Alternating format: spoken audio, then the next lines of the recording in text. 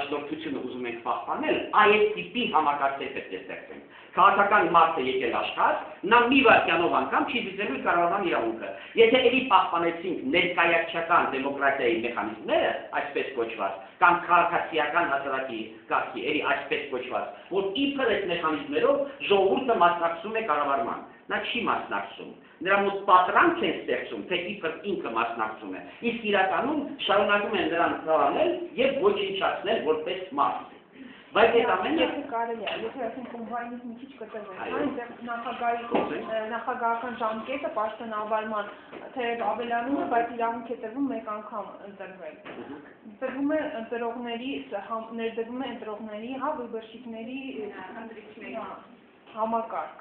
Այսինքն դուք դա որպես բարեփոխում չեք դիտարկում։ Չէ դեր համար ասեն էական ինչ կգրված կլինի փաստաթղթում, դուք դիտարկում եք, որ յուրաքանչյուր կառավարման համակարգը Հայաստան ինչ-որ բաներ սխալ է։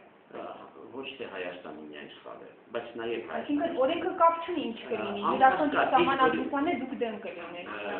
Ուրեմն սահմանադրությունը, եկեք խոսենք սահմանադրության։ Կոնկրետ եթե կետերի մասին խոսենք, որ ավելի շատ է։ Ես կոնկրետ կետերի մասին ձեզ ասացի, որ անիմաստ եմ համարում, որտեղ բոլոր կետերը վերաբերում են այդ նույն բանին։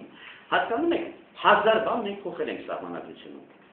Այս տարիների ընթացքում ստեղծել ենք սահմանադրություն, հետո փոխել ենք, կյանքում ոչինչ չի փոխվել կամ վատթարացել է։ Ուրեմն կան սահմանադրություն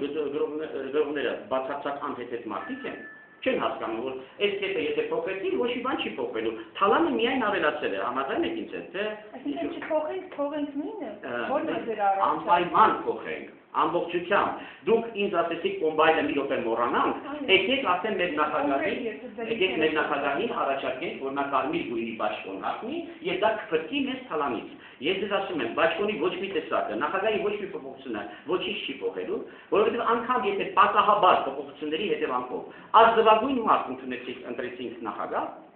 եւ այս մարդը ուզեցավ դրական բարեփոխումներ կատարել, վաղը նա կանգնելու է փաստի առաջ։ Նրան ասելու են այս բանը չարեցիր, այս բարկը չես ստանալու։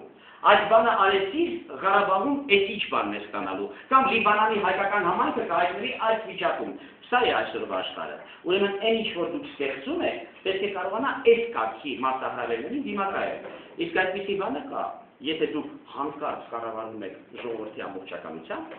եթե ձեր ողջ ժողովուրդը մտած է այդ գործընթացների մեջ, ձեր ներուժը հազարապատիկ մեծանում է եւ դուք կարողանում եք լուծել այս քանակությունները։ Դուք ունեք այս իրավիճակում կոնկրետ մոդել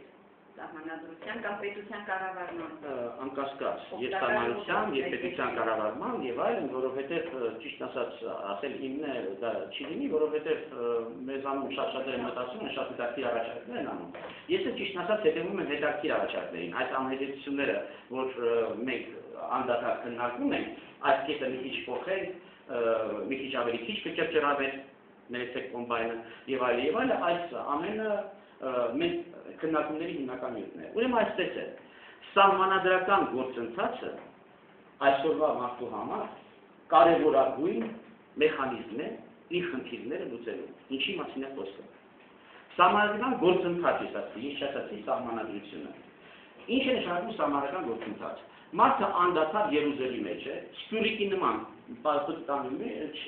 ապտտվում է, այս ակնանում վազում աշխատանքի էս են, բայց այս ամենը ինչի համար է եւ ուր է տանում։ Ինքը վերջը ինքը ինչ է դառնում, աշխարհը ուր է գնում, իր երեխայի համար ինչ է թողնելու եւ այլն, ինքը չի հասցնում ոչ մտածել, ոչ կշռադատել, ոչինչ։ Պետք է մի ակնթարթ կանգ առնի եւ այդ բանը անի։ Դա փորձում են անել կրոնները, ասենք, փիլիսոփայական դպրոցները։ Նրանք մի րոպե կանացնում են, ասում են մարդուն արի եկեղեցի եւ աղոթիր, լսիր քարոզ եւ այլն, այդ հարցերի պատասխանը ստացի։ Բայց կրոնները հիմա չեն կարողանում բավարարել բոլոր մարդկանց։ Շատ մարդիկ չեն ստանում այն ամենը, ինչ որ պետք է ստանան կրոններից։ Այն ունիվերսալ լեզուն, որը մարդուն թույլ կտա խոսել այդ բանից, ինքը ինչպիսին պետք է լինի, որտեղ է հասել եւ այլն, դա սահմանադրության լեզուն է։ Եթե մենք սահմանադրական գործընթաց հասկանում ենք, այսպիսի գործընթաց, երբ որ մենք հավաքվում ենք եւ խոսում նրանից, թե ինչ կյանք ենք ուզում ունենալ։ Մենք քննարկել ենք այսպիսի հարց։ Դուք լսել եք ինչ սահմանադրություն ենք փոխել բոլոր իրանց բաներով։ Ինչ փոփոխության, ինչ քննարկում եղել այդ կարգի։ Ինչպիսի Հայաստան ենք ուզում ունենալ։ Ինչպիսի մարդ ենք ուզում ունենալ։ Ինչպիսի աշխարհում ենք ուզում ապրել եւ ինչպիսի հարաբերություններ ունենալ մարդկանց հետ։ Այսպիսի հարցադրումներ ընդհանրապես չկան։ Ես հույս ունեմ, որ այս նոր երևույթները բերել են այսպիսի սահմանադրական գործընթացի այդ բաց եւ անընդհատ քննարկումները լինելու են եկեղեցի, որ բոլորի համար է, այդ նույն բոլոր եկեղեցիների ուրեմն ներկայացուցիչների համար, որ նրանք կարողանան